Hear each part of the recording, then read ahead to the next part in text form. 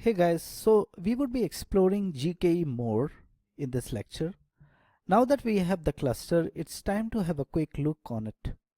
Make sure you are logged on the GCP console and are viewing container cluster under container engine. The container cluster page shows a high-level overview of the container cluster you have in your project.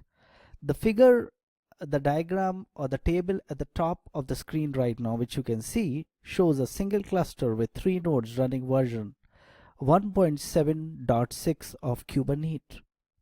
Click the cluster name to drill into more detail.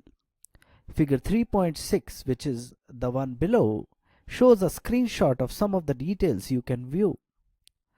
Clicking the Connect console icon towards the top right of the web UI gives you the option to open a Cloud Shell session that you can inspect and manage your cluster from. So open a Cloud Shell session and run the gcloud container cluster list command.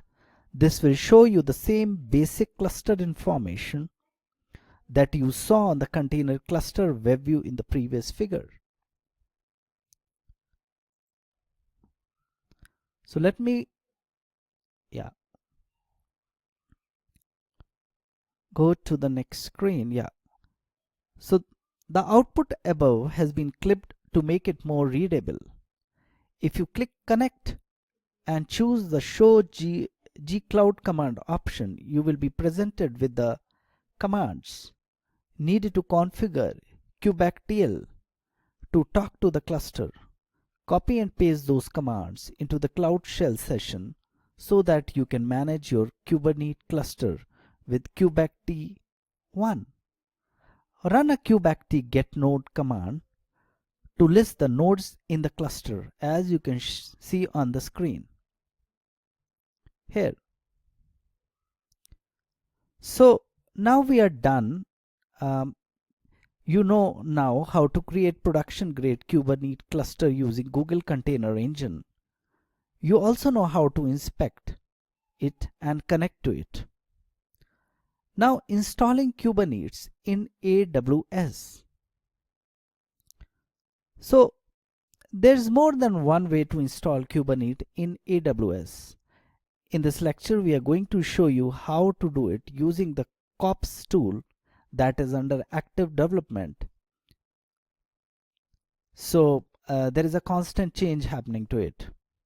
Kops is short for Kubernetes operation, and right now the only provider it officially support is AWS. However, GC is in beta and vSphere is in alpha, with even more platforms planned. At the time of giving this lecture, there is also no kops binary for Windows. You will need all the following to follow along with the rest of the other lectures. Number 1, a decent understanding of AWS fundamentals. Number 2, kubectl1. Number 3, the kops binary for your OS. Number 4, the AWS CLI tool. And number 5, the credential of an AWS account with the permission on the following: Amazon EC2 full access, Amazon Route 53 full access, Amazon S3 full access, and IAM full access. And finally also Amazon VPC full access. The examples below are from Linux machines, which we are going to discuss now, but it works the same on a Mac. The example also uses a publicly routable DNS domain called tf1.com that is hosted with a third-party provider such as GoDaddy. Within that domain, we have a subdomain called K8s that is delegated to Amazon Route 53. You will need to use a different domain in your lab.